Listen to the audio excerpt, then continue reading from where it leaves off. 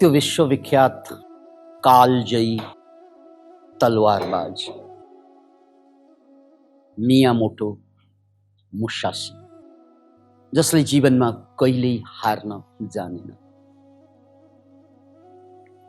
र जीवनको उत्तरार्धमा उनले तलवार विद्या छोडेर अध्यात्म विद्यालाई अँगाले र महान साधक बने। त्यसकारण उनलाई सोर्ड सेन्टको रूपमा चिनिन्छ, अर्थात् तलवार बाबाको रूपमा। मर्न एक हप्ता अगाडि उनले छोडेर गएका दोस्रो सूत्रमा चर्चा गर्दैछु। उनको जीवनको अपार अभूतपूर्व सफलता, त्यसको पछाडि उनको मानसिकता। किनकि कोही पनि मान्छे असफल हुनुमा उनको मानसिकताको रोल हुन्छ, कोही पनि मान्छे सफल हुनुमा उनको मानसिकताकै रोल। उनले जिन्दगीलाई बुझ्ने कसरी, उनले जिन्दगीलाई जसरी बुझ्छ त्यही अनुसार व्यवहार गर्छ। त्यसकारण सफलता असफलता, सुख दुःख, यी सबै कुरा आफ्नै मानसिकताको परिणाम हुन्छ। मुसासीले आफ्नो मानसिकतालाई जीवन दर्शन या सफलता दर्शनकै रूपमा छोडेर गए भन्नु पर्यो होइन। उनले 15 वर्षकै उमेरमा घर छोडेर 5 वर्ष एकान्तमा रहे र यो एकान्तमा रहँदा उनी एक्लै मात्र बसेनन्, कतिलाई उनले सिकाउँदै पनि रहे, उनीभन्दा राम्रो जान्नेहरूसँग सिक्दै पनि रहे।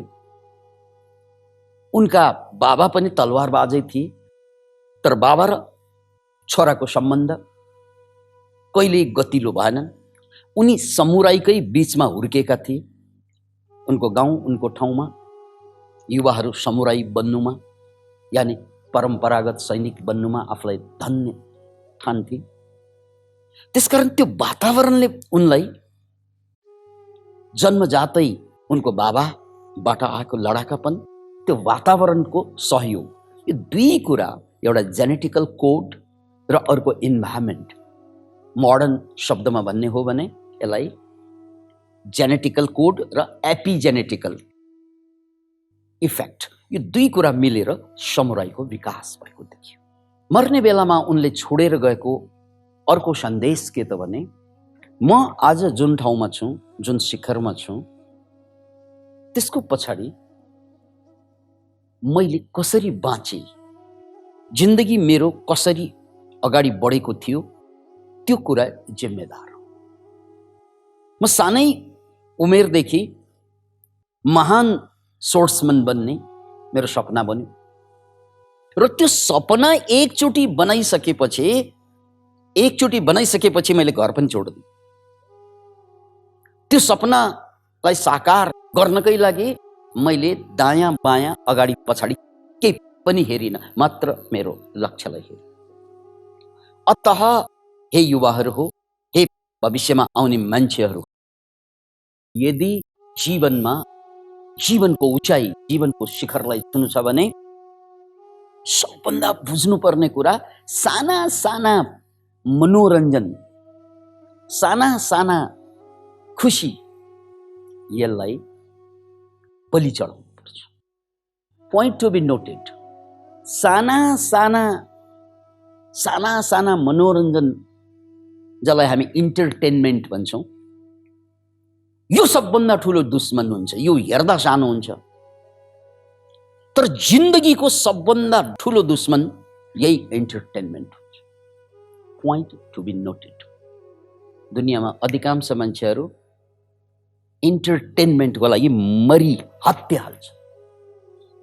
याद राख्नुहोस् यो कुरा, हाम्रा छोराछोरी, हामीहरू सबै इन्टरटेनमेन्ट भन्नासाथ सबै कुरा छोडेर अचेल मोबाइलमा गेम खेल्न मिल्छ, फिल्म हेर्न मिल्छ, मोबाइलमा जे पनि हेर्न मिल्छ। र हाम्रो जेनेरेसनका मान्छेहरू महान बन्ने छ भने पनि त्यहाँ बाटो छ, त्यही इन्टरनेटबाट र पतन हुनु छ भने त्योभन्दा बेसी बाटो छ, त्यही इन्टरनेट। किनकि इन्टरनेटबाट तपाईँ सारा इतिहासभरिका ज्ञानलाई, सारा मुक्त बुद्ध पुरुषहरूका ज्ञानलाई पनि भेट्टाउन सक्नुहुन्छ र यही दुनियाँभरका अज्ञान, दुनियाँभरका बेइमानी, पागलपनलाई पनि यही भेट्टाउन सक्नुहुन्छ। त्यसकारण हाम्रो जमानामा उठ्ने मान्छे रकेट जस्तै उठ्छ र बर्बाद हुने मान्छे लडाईँमा आर्मीहरू जसरी सोत्तर हुन्छन् त्यस्तै चाहिँ ठाउँका ठाउँमै बर्बाद हुन्छ। कहीँ जानै पर्दैन, तपाईसँग भएको मोबाइल र त्यसको एउटा बटन, बर्बादीको द्वार त्यही हुन्छ। धेरै टाढा जानु पर्दैन, तपाईसँग भएको मोबाइल र तपाईँको औँलाको एउटा बटन थिच्यो र बर्बादीको द्वार, नर्कको द्वार त्यहीबाट हुन्छ। यति सजिलो छ सिद्धिनुलाई मोडर्न एजमा। यो यसको नकारात्मक कुरा भयो। अनि सकारात्मक कुरा के हो त भन्नाले यही औँला, यही मोबाइल ठिक ठाउँमा बटन पर्यो भने फेरि जिन्दगीलाई रकेटको स्पिडमा माथि उठाउनलाई पनि त्यही मोबाइल। किन इमेजिन? त्यो मुसाशीको कुरालाई सुन्नुहोस्, मुसाशीको कुरालाई सुन्नुहोस् कि मान्छे, खास गरी युवाहरू, जोगिनु पर्ने सबभन्दा ठुलो कुरा भनेको इन्टरटेनमेन्ट। तपाईँले इन्टरटेनमेन्ट इन्डस्ट्री देख्नु भएको छ नि? एउटा कलाकारले एउटा फिल्म खेलेको लाख होइन, करोड, करोड होइन, अरब लिन्छन्। एकचोटि हलिउडका कलाकारहरूलाई हेर्नुहोस् त, बलिउडकै हेर्नुहोस् त, अथवा टलिउडकै हेर्नुहोस् त। ती कलाकारहरूको घर कोही राजा महाराजा भन्दा कम हुँदैनन्। कहाँबाट त्यत्रो पैसा थुप्रिन्छ? कहाँबाट? हाम्रो गुजी पाल परेर त्यहाँ गएको होइन र? अनि हाम्रो गुजी किन पाल पर्यो?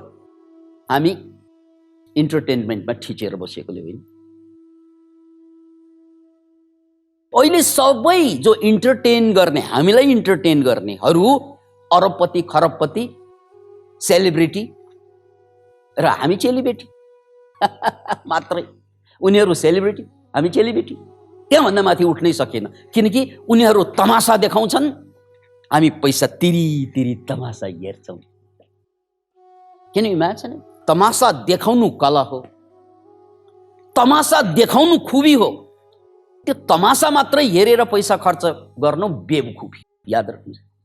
तमासा जरुर देखाउनु, तर धेरै तमासा हेर्ने बानी जुन छ नि, जसलाई इन्टरटेनमेन्ट भनिन्छ, यही हो मान्छे सिद्धि निकाल्नु, यही हो मान्छे सिद्धि निकाल्नु, यही हो मान्छे सिद्धि निकाल्नु। त्यसकारण जीवनको त्यो विधि विधानलाई बुझ्नुहोस्। सुरुमै खुसी लाग्ने कुराहरू, खुसी दिने कुराहरू, आनन्द दिने कुराहरू पछि दुःखदायी हुन्छ र सुरुमा दुःख दिने कुराहरू पछि सुखदायी हुन्छ। दुनियाँमा दुई थरीका मान्छे, एउटा अद्भुतसँग जीवनलाई सार्थक बनाएका, सफल बनाएका मान्छेहरू, र अर्को मान्छे जीवनलाई अद्भुतसँग बर्बाद पारेका मान्छेहरू। यो दुईको भेदै के हो? एउटाले इन्टरटेनमेन्टलाई समात्छ, अर्कोले इन्टरटेनमेन्ट होइन, इम्पोर्टेन्ट कुरालाई समात्छ। फरक यति। इम्पोर्टेन्ट के हो? बिहान उठ्न साथ चाहिँ एक्सर्साइज गर्नु, मेडिटेसन गर्नु, ज्ञान ध्यानका कुराहरू, त्यो इम्पोर्टेन्ट कुरामा पर्छ। तर मान्छे बिहान उठ्न साथ गेम खेल्न थाल्यो भने, चुरोट सल्काउन थाल्यो भने,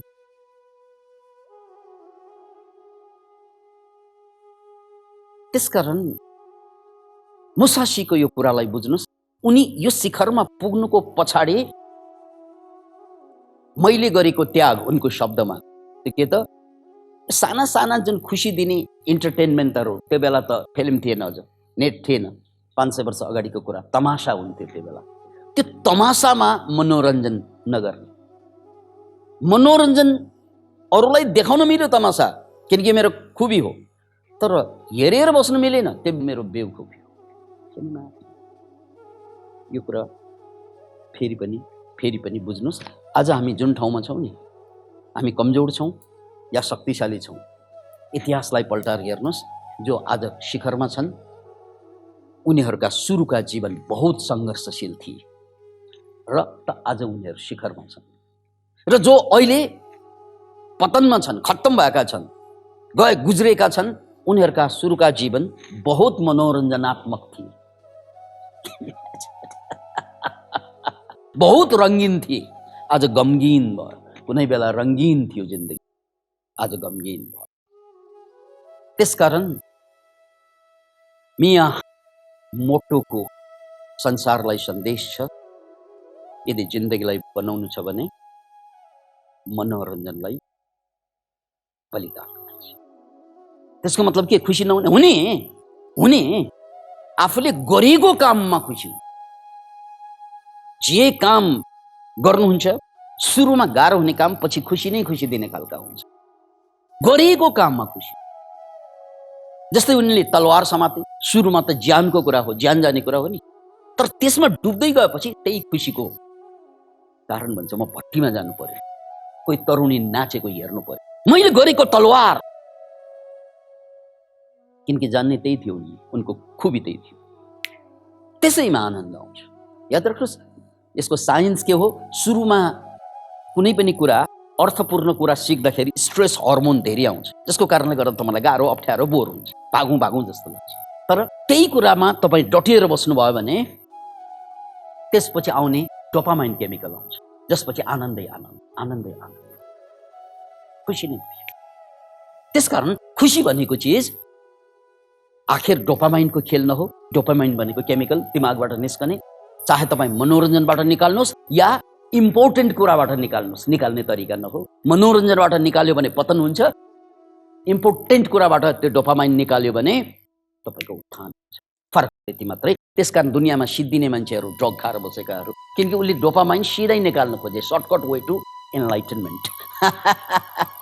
त्यसकारण उनीहरूको जीवन पतनमा जान्छ। साधकहरूले साधना गरेर, बहुत साधना गरेर त्यही कुरा निकाल्ने हो, त्यही डोपामाइन। अनि मुसासीको जीवन अद्भुत जीवन। उन तलवारबाज मात्रै होइनन्।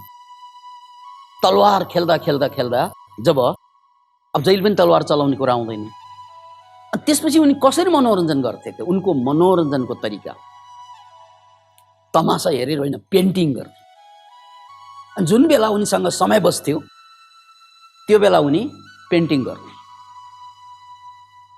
Painting is the creative. म आफै पनि आर्टिस्ट भएको कारणले गर्दा कुनै बेला त मैले पेन्टिङ गर्न पाएँ भने मलाई केही पनि चाहिँदैन भन्ने, किनकि त्यसमा यति डुब्न सकिन्थ्यो पेन्टिङ। उनी कविता लेख्थे, अद्भुत कविता लेखे। जुन बेला उनलाई फुर्सद हुन्छ त्यो बेला उनी कविता पनि लेख्थे। क्यालिग्राफी जापानिजमा त्यो बहुत सुन्दर अक्षर लेख्नलाई क्यालिग्राफी भनिन्छ। हेर्नुहोस् है, उनको जीवनमा विज्ञान, कला र अध्यात्म तीनैवटा कुरा मिल्न आएको छ। उनले क्यालिग्राफी गरे, पेन्टिङ गरे, कविता लेखे, अनि तलवारविद भए, अनि आध्यात्मिक भए। यो सबै कुराको एउटा गजबको नमुना छ। हामीले मनोक्रान्ति गानको पुछारमा गाउँछौँ नि, विज्ञान अध्यात्म कला हाम्रो संस्कार बनो, यहाँ एक एक मानव नै एक एक अवतार बनो। हाम्रो कामना उनको जीवनमा घटेको देखिन्छ। त्यसकारण उनको जीवन चरित नै सबै युवाहरूको लागि बाँच्ने बाटो हो, किनकि कला, विज्ञान र अध्यात्म त्यहाँ त्रिवेणी बनेको छ मुसासीको जीवन। त्यसकारण बोर हुँदा, गाह्रो हुँदाखेरि पेन्टिङ गर्नुहोस्, बोर हुँदा गाह्रो हुँदाखेरि कविता लेख्नुहोस्, बहुत बोर हुँदा गाह्रो हुँदा किताब पढ्नुहोस्, खेल्न चाहिँ ध्यान सिक्नुहोस्, योग सिक्नुहोस्, क्रिएटिभ काम गर्नुहोस्, क्रिएटिभ। किनकि क्रिएटिभ काम, सृजनात्मक काम सुरुमा गाह्रो हुन्छ, तर पछि त्यसले तपाईलाई जिन्दगीभर नाम दाम सबै दिन्छ। अनि मनोरञ्जन सुरुमा मात्र रमाइलो हुन्छ, गोजी पनि स्वाहा, टाइम पनि स्वाहा। त्यसकारण मुसासीको यो सन्देश, बाँच्ने तरिका हेर्नुहोस् है। कविता लेख्नुहोस्, पेन्टिङ गर्नुहोस्, ध्यान गर्नुहोस्, योग गर्नुहोस्। अब उनी तलवारबाज थिए, अब तपाईँलाई तलवार चलाउनुहोस् त भन्न मिलेन। तपाईँलाई जे करियर हो, जे गर्न मन लाग्छ जीवनमा, पैसाको लागि होइन, कामको लागि काम गर्नुहोस्, काममा मनोरञ्जन गर्न सिक्नुहोस्। यही जीवन बदल्ने सबभन्दा प्रामाणिक तरिका।